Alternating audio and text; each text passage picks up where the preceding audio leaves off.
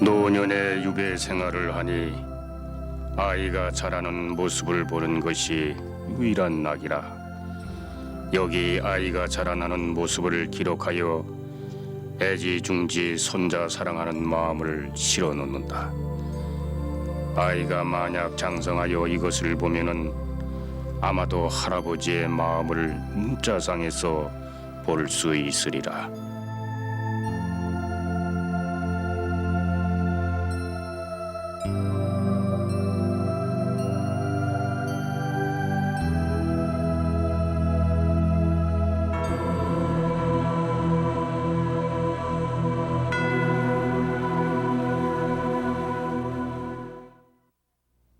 특수 교육 프로그램을 도입했다는 놀이터에서 전인 교육을 내세운 타가소까지 지능 개발을 위해서 사회성을 길러주려고 이런 유아교육기관을 찾는 학부모들은 줄을 잇습니다. 놀이교육에서 영어 교육까지 요즘은 정말 조기 교육 열풍입니다. 아이를 어떻게 키워야 옳은 것인가? 그것은 참 어렵고 중요한 문제입니다. 그 중요한 문제, 육아에 관한 해답은 어쩌면 우리의 전통적인 육아 방식 속에 있을지도 모릅니다. 조선시대는 아이를 어떻게 키웠을까요? 최근 400여 년 전에 육아일기 한 권이 발굴되면서 우린 조선시대 육아의 참모습을 들여다볼 수 있게 됐습니다. 오늘은 그 귀중한 자료, 조선시대 육아일기인 양아록을 차근차근 읽어보면서 우리 선조들의 지혜를 배워볼까 합니다. 그러면 이 양아록은 과연 누가 어떤 내용으로 쓴 육아일기인지 그것부터 알아봅니다.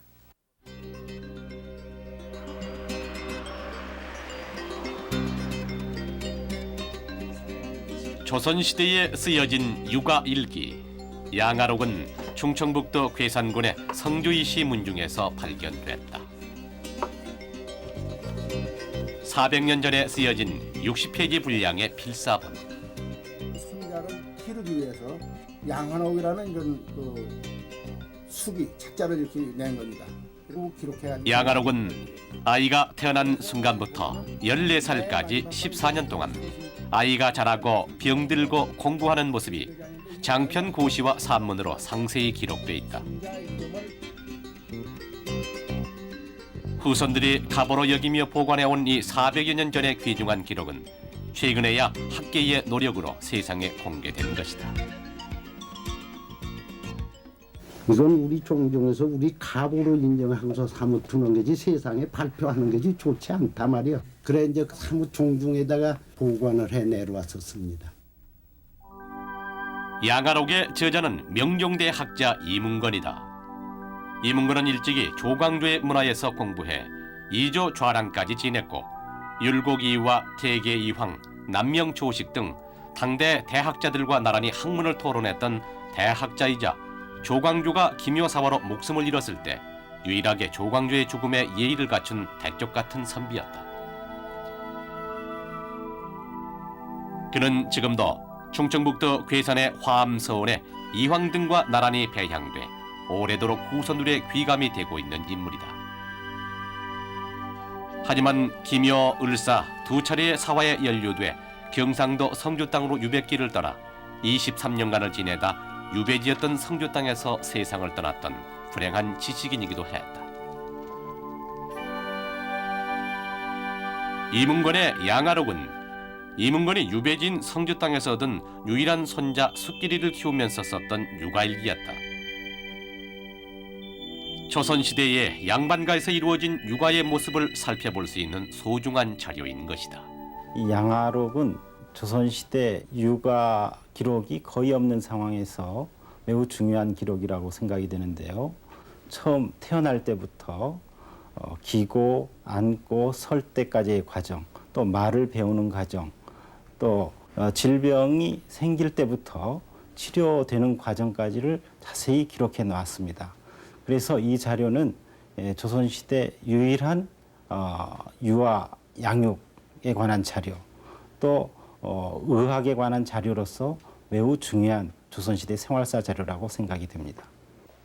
할아버지가 쓴 손자의 육아일기, 요즘도 보기 힘든 귀한 자료입니다. 이것이 그 양아록의 사본인데요. 그 내용을 상세히 살펴보도록 하겠습니다.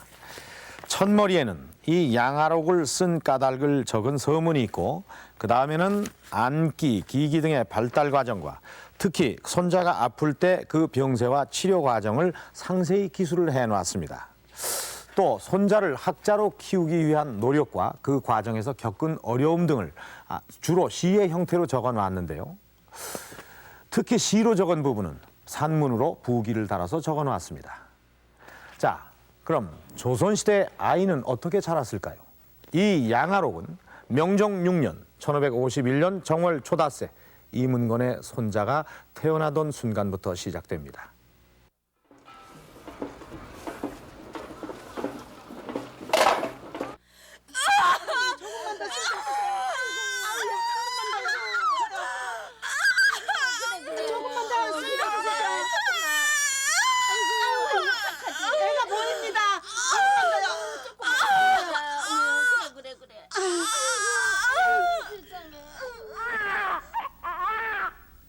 아이가 태어난 곳은 경상북도 성주군 옥산리.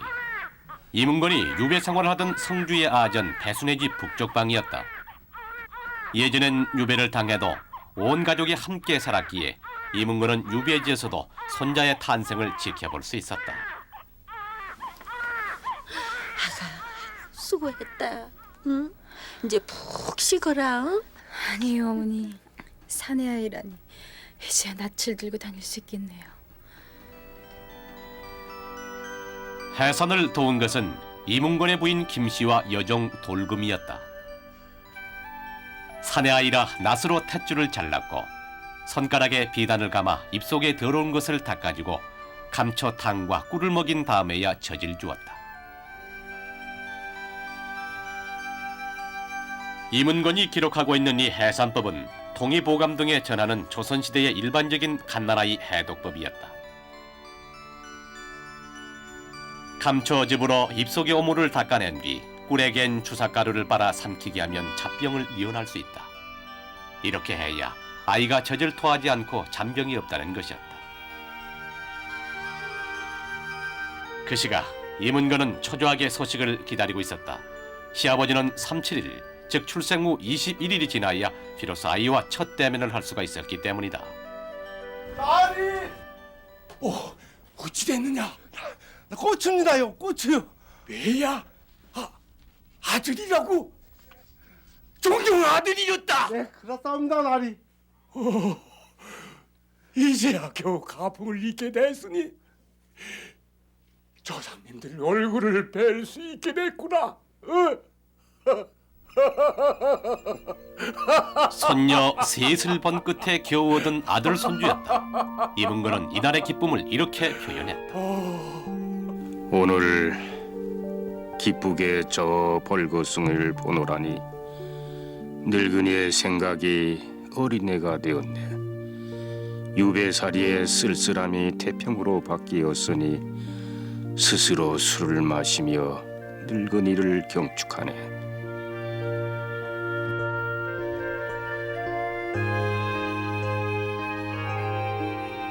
쓸쓸한 유배 생활 중에 얻은 한 가닥 희망. 가문을 이을 손자의 탄생을 맞은 이문건의 집에서는 오랜만에 활기가 넘쳐 흘렀다.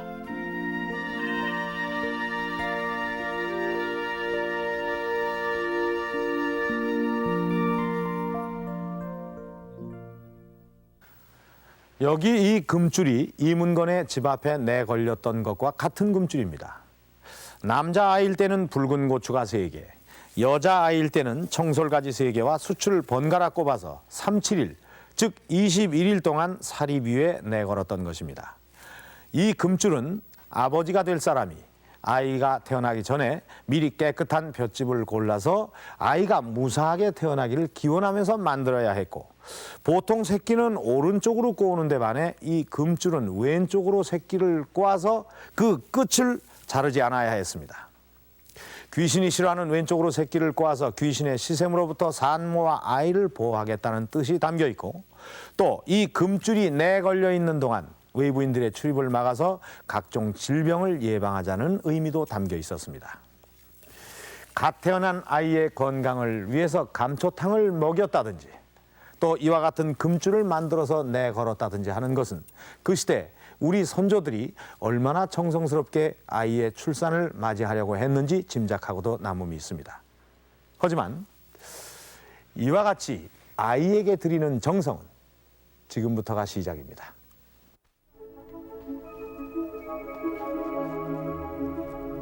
아이가 태어난 다음 날 이문건은 아이의 태반을 냇가에 가지고 가 깨끗이 씻도록 했다. 미덥지 못했는지 아이가 귀해서였는지 이문건도 그 뒤에 따라가 감독했다고 돼 있다.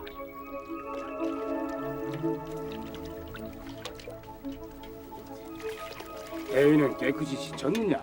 예, 나리반이. 됐다. 여기다 소중히 집어넣어라.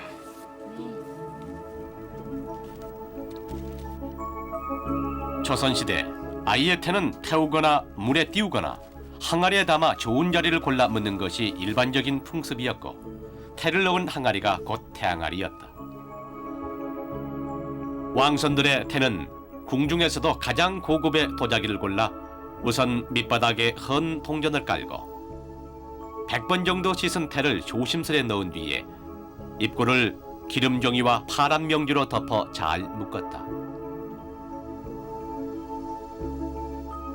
그리고 뚜껑을 덮어 더 큰 항아리 외호에 넣는데 항아리들이 부딪혀 깨지지 않도록 밑바닥과 주위를 솜으로 꼭꼭 채워 밀봉한 다음 명당을 골라 묻었다. 그것이 바로 태실지다. 아이의 태를 이처럼 귀하게 여긴 것은 아이가 귀인이 되고 못 되는 것, 총명하거나 우둔해지는 것이 모두 태에 달려있다는 믿음 때문이었다. 이문건 역시 손자의 태를 담은 항아리를 다시 집으로 가져갔다. 그리고 2주 뒤 집 근처의 선석산 태봉 밑에 묻었다.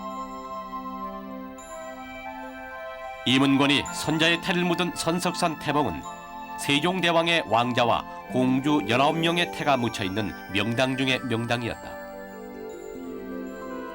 왕손의 안녕과 왕실의 번영을 기원하며 왕실의 기운이 방방곡곡으로 퍼지기를 바라는 마음으로 전국 각지의 명당에 만들었던 태실지의 하나였던 것이다. 그러나 숫길이의 태는 아마도 이 태실지 아래쯤에 묻혔을 것이다. 당시 왕실의 태실지는 민간인들의 출입조차 금지되던 성역이었기 때문이다. 이문건은 아이의 태를 길지에 묻은 뒤 아이의 이름을 지었다. 처음에 지은 이름은 숫길이. 하지만 이문건은 14살 되던 해 손자의 이름을 준숙, 자를 희순으로 바꾼다. 이름의 길자가 오행에 맞지 않다고 판단했기 때문이다. 그러나 곧 그 이름은 다시 바뀐다. 이문건이 마지막으로 결정한 아이의 이름은 수봉, 자는 경무였다. 이름이 사람의 운명을 좌우할 수 있다고 믿었던 당시 손자가 훌륭하게 자라기를 기원했던 할아버지의 애틋한 마음이었다. 요즘에는 태반을 약이나 화장품의 재료로도 쓰고 있다고 합니다. 그에 비해서 아이가 잘 자랄 수 있도록 소중하게 태를 묻었던 우리 선조들의 마음은 잠옷 경건하게까지 느껴집니다. 한 생명을 얼마나 소중하게 여겼는지 짐작하게 해주는 대목입니다. 하지만 조선시대 생명 존중 사상을 더욱더 잘 살펴볼 수 있는 대목은 바로 태교입니다. 태중의 아이까지 철저하게 생명으로 여기며 교육시키려고 했던 우리 선조들의 생각. 양아록에는 나와 있지 않지만 태교는 어떻게 이루어졌으며 조선시대 태교에 대한 생각은 과연 어떠했는지 잠시 살펴보고 넘어가겠습니다. 조선시대 태교 사상을 가장 잘 알 수 있는 것은 정조대의 학자인 유희의 어머니 사주당 이씨가 집필한 태교 신기다. 중국과 일본의 태교 관련 기록을 집대성해 놓은 동양 최대의 태교 교과서라 할 수 있는 책이다. 태교의 기본 사상은 태중의 10달은 스승에게서 10년을 배우는 것보다 더 중요하다는 데에 있다.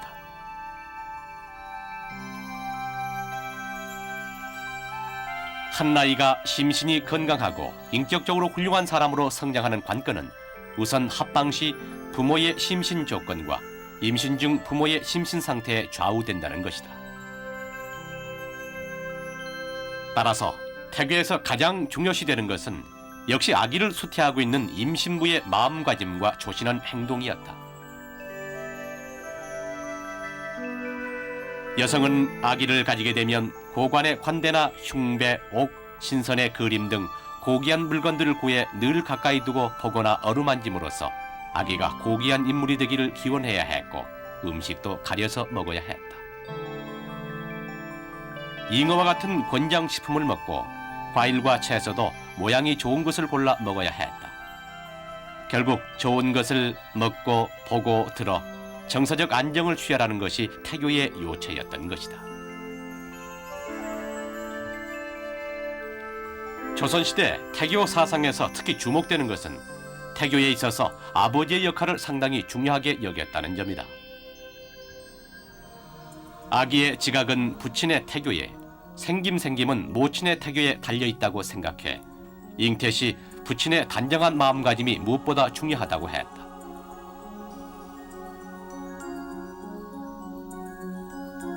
좋은 아이를 낳기 위해서는 합방 일시도 상당히 중요했다.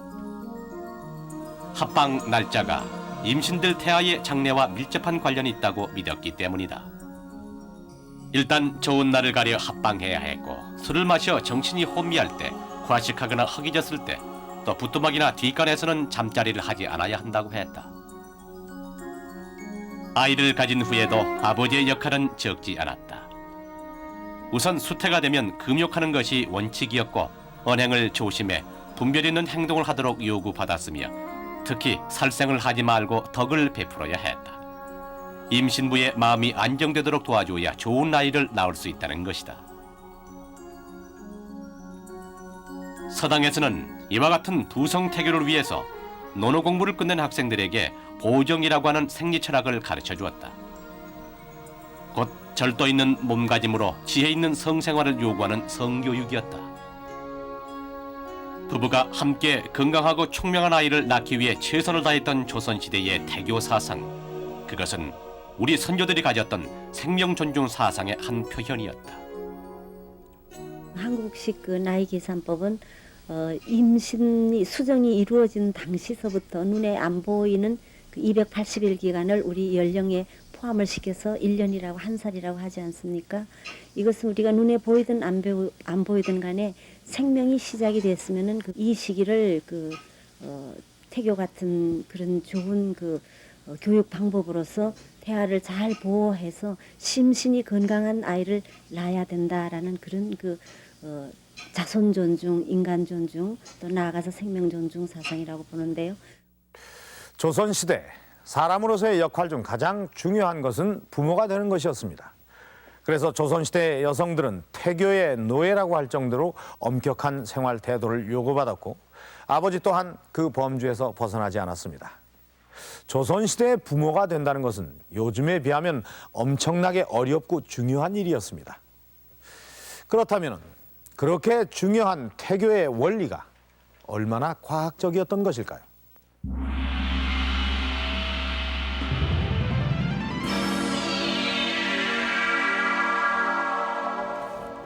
저는 서점의 육아 코너에 나와 있습니다. 이렇게 쭉 둘러보니까요, 태교백과 임신과 출산, 아기의 첫 365일 등의 이렇게 태교와 관련된 책들이 상당히 많이 진열이 되어 있습니다. 양보다도 균형이 있는 식사를 하자, 몸과 마음을 깨끗하고 밝게 하라, 이런 내용들이 적혀 있습니다. 앞에서 보신 것처럼 조선시대의 태교 내용과 비교해 볼 때 크게 다른 점이 없다고 생각이 되는데요. 그렇다면 이 태교의 원리가 현대 의학적인 관점에서 볼 때 얼마나 과학적일까요?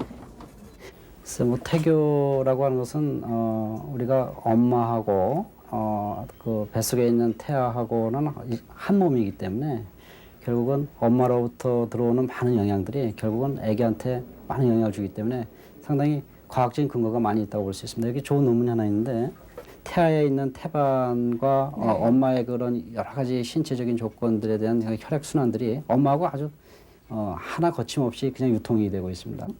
그러면서 이제 그 아기 수태 때부터 엄마의 정신적인 스트레스라든가 아니면 주위의 여러 가지 환경이 미치는 영향들에 대한 연구가 많이 나왔습니다. 여기서도 보면 역시 엄마의 그 주위에서 받는 그런 스트레스는 결국 수태 때부터 수정 때부터 영향을 줘서 스트레스가 있을 경우에 수정도 떨어지고 물론 착상도 잘 안 되고 착상이 설령 됐다 하더라도 유산도 좀 유산율도 높아지는 그런 경향을 볼 수 있는 그런 논문도 여기에 있습니다. 여기서 보다시피 난자하고 정자가 만나면 이렇게 아주 예쁘게 수정이 돼서 분할이 되는 것을 볼 수 있습니다. 이것은 역시 그 건강한 난자하고 정자가 만나야 좋은 수태가 이루어지고 수태가 이루어져야지만이 그것이 잘 분할이 돼서 태아가 이루어지는 거거든요. 그 태아가 이루어져야지만이 건강한 아기가 이루어지는 근간이 되는 겁니다. 그래서 태초에 그 건강한 난자와 건강한 정자를 만드는 양 부모의 그런 태교가 굉장히 중요하다고 얘기할 수 있습니다.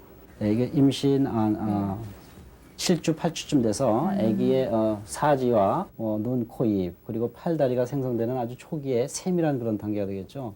그래서 이럴 때는 우리가 음식을 잘 못 먹는다든가 외부의 약물이라든가 엑스레이 조사 같은 것을 잘못하면 조금 세밀하게 발달하는 것에 영향을 줘서 기형아를 일으킬 수 있는 아주 중요한 그런 시기가 되겠습니다.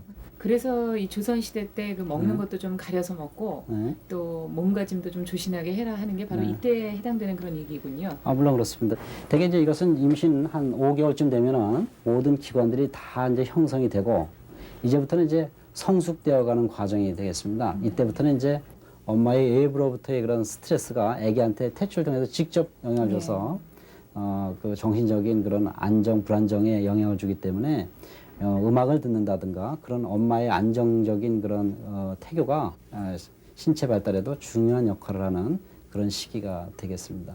네. 근데 조선시대에 보면은 이 부성태교라는 말이 나오거든요. 임신을 해서 초기에 부성태교에 참 중요한 것은 엄마로 가는 그런 여러 가지 감염병이라든가 엄마로 가는 여러 가지 그런 그 정신적인 스트레스가 좀 전에도 말씀드린 것처럼 굉장히 중요한 영향을 주기 때문에 아빠의 역할이라는 것은 굉장히 중요합니다. 태중의 열달을 태어난 후에 10년보다 중요시했고 또 어머니뿐만 아니라 아버지의 태교까지도 강조했던 이 조선시대의 태교 사상. 그것은 오늘날 이 현대의학의 관점에서 볼 때도 본받을 만한 그리고 또 훌륭한 사랑의 철학이었던 것입니다. 조선시대 선조들의 생각은 우리들의 상상보다 훨씬 과학적이었던 것 같습니다. 태중의 아이조차도 소중하게 여겼던 선조들은 막상 태어난 아이는 어떻게 길렀을까요? 여기 편지가 하나 배달됐네요.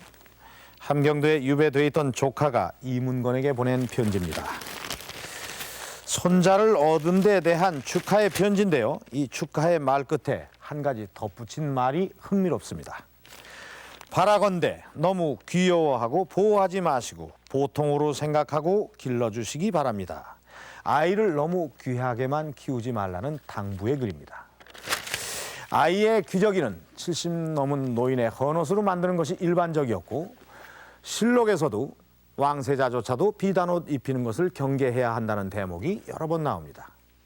이렇게 아이를 소중하게 여겼던 조선시대에 오히려 아이는 검소하게 키웠던 것입니다. 이렇게 주위 사람들의 관심 속에 숫기리는 무럭무럭 자랐고 이문건은 이런 모습을 지켜보면서 시 한 수를 적어 남겼습니다. 넉 달 만에 안을 수 있고 목이 강해 기댈 필요가 없네. 6달에 능히 앉을 수가 있으니 아침 저녁으로 달라지는 것은 느끼네.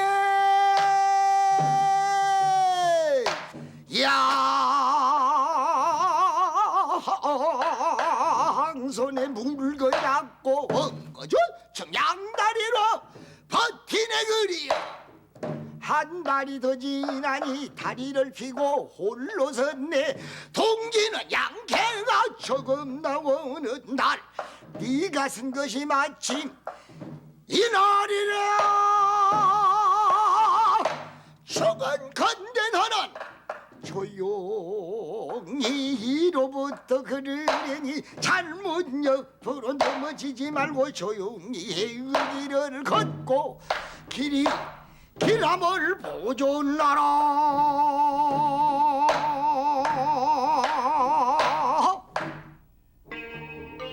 4개월에 목을 가누고 6개월에는 안고 아랫니가 났던 숫길이. 이문건은 숫길이가 하루가 다르게 커가는 모습을 지켜보며 손자가 군자의 길을 걷는 훌륭한 선비로 자라기를 바라고 있었다.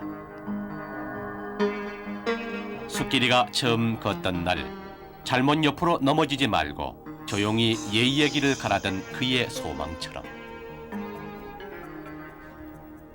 손을 들어 창틀을 잡고 옆걸음으로 다리 옮기기를 배우네. 점차 한 걸음을 옮기니 자주 넘어지고 또 자주 서네.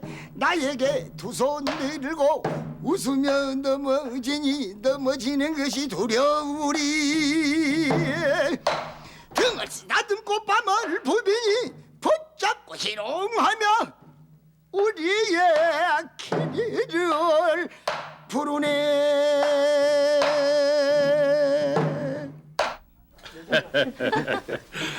자자, 우리 스키리가 장차 얼마나 훌륭한 사람이 될지 볼까? 무럭무럭 자란 숫길은 이듬해 정월 돌을 맞았다. 돌상 위에는 백설기와 수수떡, 필묵과 활 등 아이의 미래를 점치는 돌잡히기 도구들이 놓여 있었다. 숫길아, 여기서 네가 제일 좋아하는 것을 한번 집어보아라. 응? 자. 숫길이가 제일 먼저 쥔 것은 필묵이었다. 아버님, 숫길이가 필묵을 지는 것을 보니 장차 아주 훌륭한 학자가 되려나 봅니다. 글쎄 말이다, 우리 숫길이가 장차 큰 인물이 되려나 보다. 응? 숫길은 두 번째는 덕을 의미하는 투하늘, 세 번째는 무를 의미하는 활, 네 번째는 쌀, 다섯 번째 도장을 가지고 놀아 할아버지를 기쁘게 했다.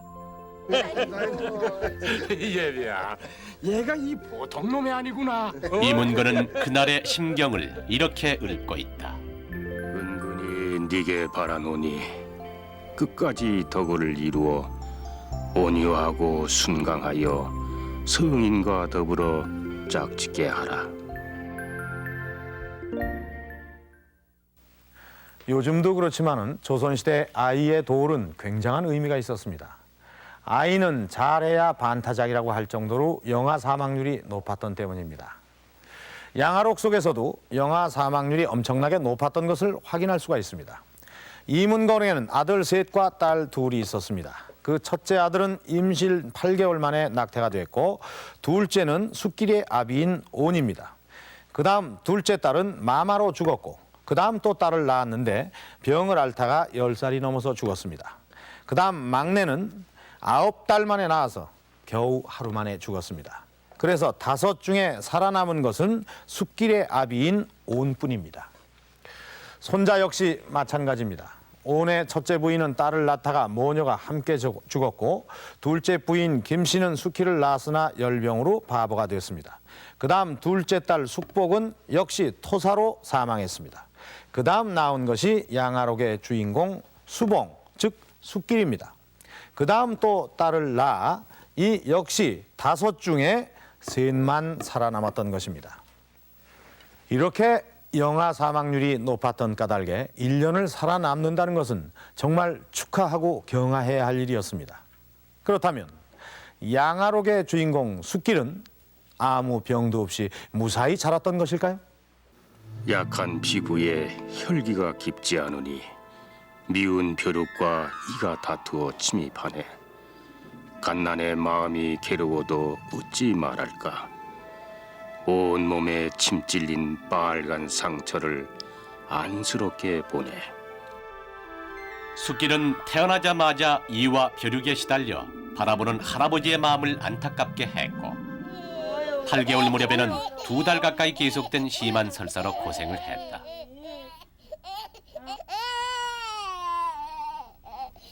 아픈 숫길이를 보며 이문건이 가장 걱정한 것은 가문의 대가 끊기지 않을까 하는 것이었다.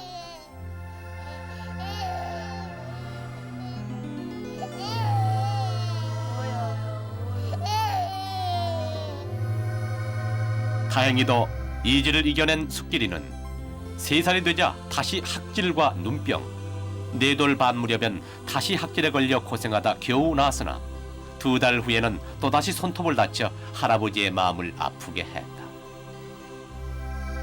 소식을 들으니 마음이 산란하네.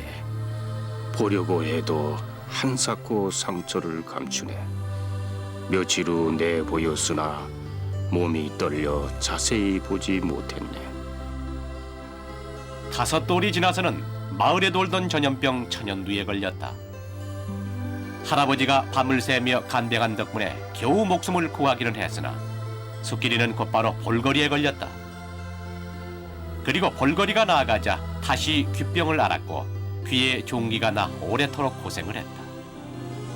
숙기리의 병치레는 9살이 돼서야 홍역을 끝으로 겨우 한숨을 돌린다. 이문건은 무당을 부르거나 나무에 제사를 지내고 어떤 땐 직접 약을 처방해 먹이기도 했지만 숙기리의 병치레는 당시로선 어쩔 수 없는 것이었다. 병이 전반적으로 어떤 감염성 질환이고요. 어떤 감염성 질환 같은 경우에는 어떤 위생관념이 부족하다든지 혹은 어떤 소독이라는 개념이 없었던 조선시대 때 굉장히 많이 앓을 수 있는 그런 질환이었죠. 하지만 이제 지금에 와서는 어떤 위생관념이 있고 또 소독도 철저히 하고 그리고 또 예방접종을 통해 가지고 그것을 미연에 방지하기 때문에 많이 볼 수 없는 질환들도 있습니다. 숙기리의 병에 내린 이문건의 약 처방은 더러 맞는 것도 있었다. 이문건이 글을 읽은 선비라 가능했던 일이었다. 볼거리에 안신안을 쓴다고 되어 있거든요. 근데 이 볼거리에는 가감응교산이라는 약과 보제소독음이라는 처방을 갖다가 쓰게 되어 있습니다. 안신안을 쓴 건 잘못된 사용법이죠. 그리고 귀의 종기에 홍규를 사용했는데 이건 아주 적합했습니다. 홍규라는 것은 해바라기를 말하는데 해바라기는 주변에서 쉽게 구할 수 있었고 또 이것들을 가루로 만들어 가지고 빻아 가지고 환부에 붙인다든지 고를 만들어서 환부에 붙인다든지 하는 방법은 지금 현재에도 쓰이고 있는 방법입니다. 병치레하는 손자를 바라보며 혹시 손이 끊기지 않을까 노심초사했던 할아버지. 숙기리가 홍역을 마치자 가장 기뻐한 것은 역시 이문건이었다. 역병이 끝났으니 누가 가장 기쁜가? 머리 흰 할아버지라네. 할아버지의 정성 덕에 숙기리는 그 어려운 고비고비를 무사히 넘기고 돌 무렵부터는 할아버지의 글 읽는 모습을 흉내낼 정도로 총명하게 자랍니다. 그러나 숙기리가 7살 때 병을 앓던 아버지가 세상을 뜨자 숙기리는 성주 이씨 집안의 유일한 혈손으로 남게 됩니다. 가문을 이을 유일한 손자 숙기리에게 아버지 노릇까지 해주어야 했던 할아버지 이문건의 마음은 노심초사 바로 그것이었습니다. 그렇다면 이문건은 숙기리를 어떻게 교육했을까요? 하늘 천 따지 하늘 천 땅지 거물현 누루왕 거물현 누른 숙기라, 여기 글자가 무엇이라고? 잘 모르겠는데요. 허허, 거물현 누루왕이라고 했거늘. 숙기리의 글 읽기는 6살 때부터 시작됐다. 소학 입교편에는 6살이 되면 셈하기와 동서남북의 방위를, 9살이 되면 날짜 계산법을 가르친다고 돼 있다. 소학에서 가장 먼저 가르치는 것은 물 뿌리고 청소하는 법과 어른 앞에 나가고 물러서는 법, 곧 남을 배려하는 마음이었다. 남자아이의 경우 교육의 담당자는 남자 어른이었고 그 교육의 내용은 주로 예절과 품성, 공자나 주자 같은 성현들의 뜻을 배우고 따르는 사상 교육이었다. 제일 목표는 뭐냐면 성인이 되는 것, 현자가 되는 것, 그것이 목표입니다. 말하자면 가장 도덕적 인간이 되는 것, 요사이 말로 치면 선비가 되는 겁니다. 선비 군자가 되는 것이 목표죠. 언제든지 사람이 공부를 하는 것은 희성이라 발할 희자 성인성자, 성인이 되는 것이 유일한 희망입니다. 그러니까 요사이 말로 치면 인성교육이죠. 인성교육을 위주로 해서 가르치는 것이 조선시대나 전통사회의 교육입니다. 사람은 온순 공손하게 스스로 낮추고 마음을 수행해야 하느니. 네, 할아버지.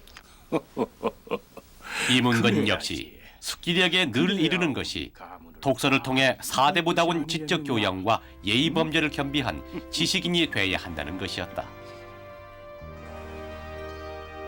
하지만 어린 숙길은 놀기만 좋아하고 책 읽기를 게을리해 할아버지의 소망을 충족시켜주질 못했다. 이문건은 가능한 말로 타일렀으나 그래도 반성하지 않을 때에는 회초리로 엄하게 다스렸다. 그것은 아이의 미래를 걱정한 할아버지의 사랑에 매였다. 10여 대를 때리고 참아도 때리지 못하고 그만 놓아주자. 오랫동안 엎드려서 우는데 늙은이의 마음 또한 울고 싶었다. 언제 아이의 지혜가 밝혀져 때가 되면은 스스로 허물을 알게 될까. 그러나 숙기리는 할아버지의 애끓는 마음에도 불구하고 13살 때부터 술 마시기를 즐겨 할아버지의 속을 태웠다. 장차 훌륭한 사람이 되려면은 몸을 잘 간수해야 되는 법. 어찌 어린 나이에 술이 취해가지고 몸을 제대로 가누지를 못하느냐. 이런. 숙기리는 더 자라 할아버지와 독해 논쟁을 벌일 정도가 됐다. 그래. 온공이 한 가지치 종오불고라고 한 뜻은 과연 무엇인고? 한나라의 정치가 옛날보다 훨씬 못했다는 뜻입니다. 오호, 한나라의 정치는 끝내 옛날 수준에 미치지 못하고 끝났다.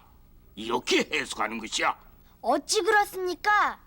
문장의 뜻만 핵심적으로 파악하면 그만이지요.